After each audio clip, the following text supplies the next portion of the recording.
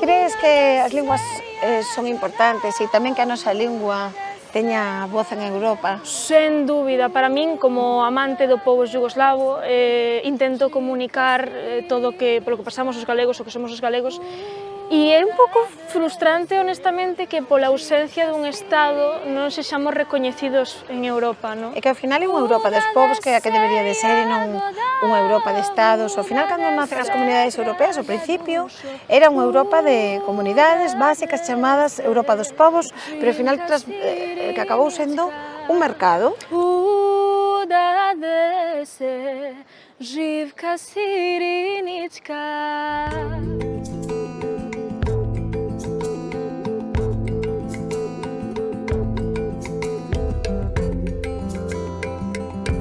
Precisamos máis que nunca unha voz antifascista en Europa.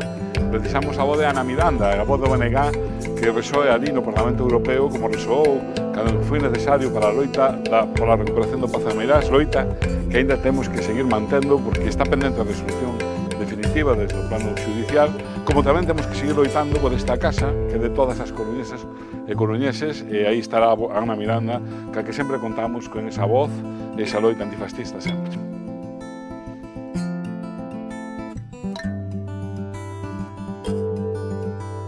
Non queremos, nin na Galiza, nin na Coruña, prazas nin rúas con nomes de fascistas.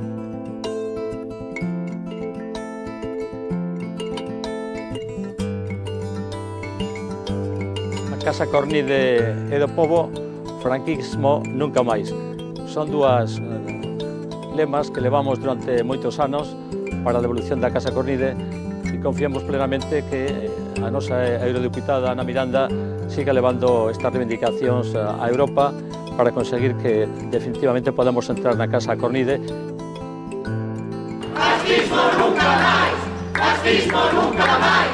28 segundos. As cidades son nosas, non dos tempos que nos obrigan a manter. E que aquí priorizan os tempos os coches e non as persoas. Solamente para as persoas que vamos camiñando de pé, pero para as persoas que ides en 4 rodas, que non é a mesma. En 4 rodas refírome tamén aos carriños, con bastóns ou con un problema nunha perna. Sí, con problemas de Mira, mobilidade. eu no Parlamento Europeo estive votando agora o que se chama todas as normas de plazas de discapacidade. O que me estabas contando aí atrás. Entón, esas plazas de discapacidade que é normativa europea, se alguén as ocupa, que está facendo? Está provocando unha discriminación, non? Porque en arrastre, claro. Bueno, aparte de que unha ilegalidade, porque non podes, se ti non tes a pegatina, logo podes me dicir, Héctor, hai trampeo porque hai xente que lle morreu a persoa que ten a pegatina, pero segue aparcando aí, claro, disso non teño culpa. Pero moita xente aproveita eses resquicios de te dejo aquí el coche un momento para poder aparcar. Non, señores, non é un momento, é que non pode aparcar aquí.